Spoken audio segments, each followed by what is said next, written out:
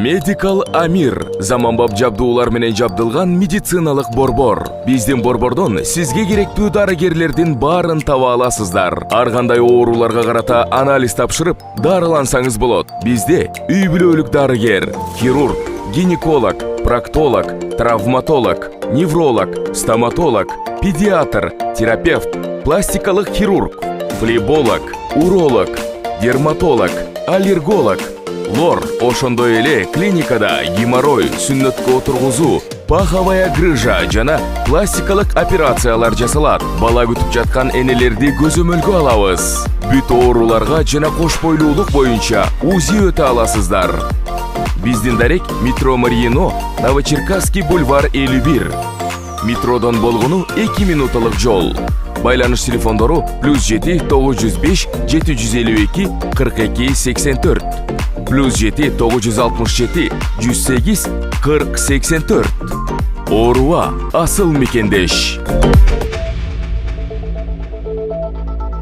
Борбордук шайлоо комиссиясы бүгүн 23 апрелдеги жыйынында Жогорку кеңештин депутаты Жусупбек Коргонбай уулунун ыйгарым укуктарын өзү жазган арыздын негизинде мөөнөтүнөн мурда токтотту. Бир мандаттуу номер 5 Ноокат шайлоо округу боюнча шайланган депутаттын мандатын тапшыруу боюнча арызын Боршайкомдун мүчөлөрү бир добуштан колдоду. Коргонбай уулу кечээ мандатын тапшыруу арызын жазганы кабарланган. Анын эмне себептен мындай кадамга барганы белгисиз. Булак супер кежи. Орусияда 5-ші жолу президентке шайланган Владимир Путиндин инаугурациясы 7 майда өтөт. Бул тууралуу Орус парламентинин Федерация кеңештин мүчөсү Андрей Клишастын билдирүүсүнө таянып, орусиялык басылмалар жазышты. Маалыматка караганда 6 майда сенаторлор COVID-19 үчүн ПЦР тестинен өтүшү керек. Эскерте кетсек, Орусияда президенттик шайлоо 15-17 март аралыгында өтүп, ага 4 талапкер катышкан. Азыркы президент Владимир Путин шайлоочулардын 87,28% добушуна ээ болгон. Муну менен ал мамлекетти дагы 6 жыл башкаруу укугун алды. Булак супер кежи. Жалал-Абад шаарында сойгулук менен алектенген 6 жаран кармалды. Бул тууралуу Жалал-Абад облустук ички иштер башкармалыгынан билдиришти. 18 апрель күнү Жалал-Абад шаарынын аймагында жарандын сойгулук менен алектенип, көмүскө жайларды уюштуруп жаткандыгы тууралуу маалыматтар алынган. Бул факты Жалал-Абад облустук ички иштер башкармалыгынын маалыматтарды электрондук журналына катталып, аймактык караштуулугу боюнча Жалал-Абад шаардык ички иштер башкармалыгынын тергөө кызматына жиберилген. Аталган факты боюнча Жалал-Абад шаардык ички иштер башкармалыгынын тергөө кызматы тарабынан сойгулукка жана ыпластыкка көмөктөшүү менен кылмыш иши козголгон. 22 апрель күнү кылмыш ишине шектүү катары Жалал-Абад шаарынын Манас көчөсүндөгү көп кабаттуу үйлөрдүн биринде көмүскө жайын уюштуруп, сойгулук менен алектенген 6 кыз келин кармалган.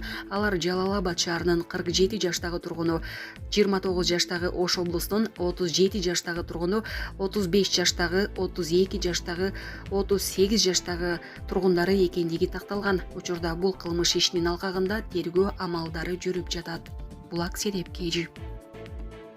Президенттин тапшырмасы менен селден зыян тарткандарга жардам көрсөтүлөт. Өлкөнүн бир катар аймактарында жүргөн селдин кесепетинен канча зыян келгени эсептелгенден кийин жабыркагандарга президент Садыр Жапаровдун тапшырмасы менен жардам көрсөтүлөт. Бул туурасында мамлекет башчынын маалымат кызматынан кабарлашты. Эске салсак, акыркы күндөрү Кыргызстандын айрым облустарында сел жүрүп, бир кишинин өмүрүн алган.